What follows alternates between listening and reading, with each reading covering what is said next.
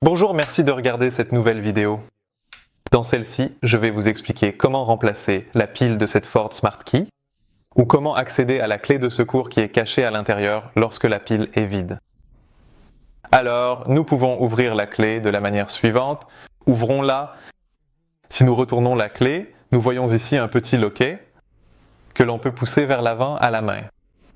Ensuite, nous plaçons le tournevis plat dans la rainure de rupture. De cette façon, on voit qu'un espace se crée ici et nous pouvons retirer le dessus.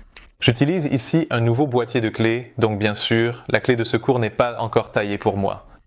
Je la mets aussi de côté pour l'instant, car nous n'en avons plus besoin pour le moment.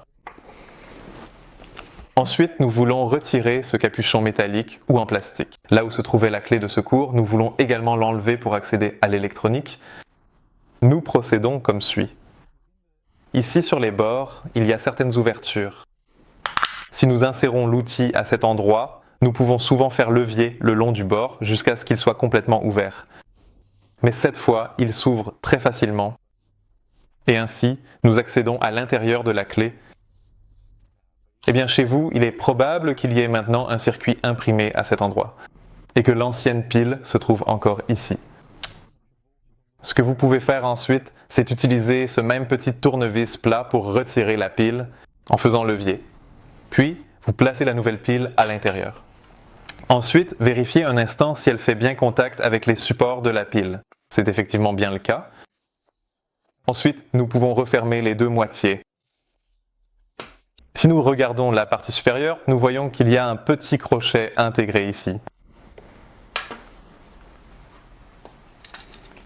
Nous le plaçons sur la partie supérieure de la clé. Nous sommes bien fixés. Et l'autre côté, nous le clipsions simplement en place. Vérifiez qu'il est bien fermé de tous les côtés. Et ensuite, nous pouvons remettre la clé de secours à sa place.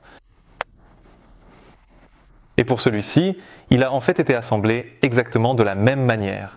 Nous avons ici, sur la partie supérieure, un petit crochet. Et nous le plaçons du côté étroit pour ensuite refermer le dessus, qui est bien sûr encore ouvert. Et ici, nous appuyons à nouveau sur le petit levier vers le bas. Nous le fermons, nous le relâchons, et ainsi il est à nouveau bien fermé. Vérifiez si les boutons fonctionnent correctement et si la voiture réagit en conséquence. Et alors, vous saurez que tout a réussi. J'espère que tout s'est bien passé lors du transfert des clés de voiture. Avez-vous encore des questions ou rencontrez-vous un problème? N'hésitez pas à envoyer un message à info-autosletel.nl ou à laisser un commentaire sous cette vidéo. Et nous essaierons alors de t'aider aussi bien et aussi rapidement que possible. Bonne chance!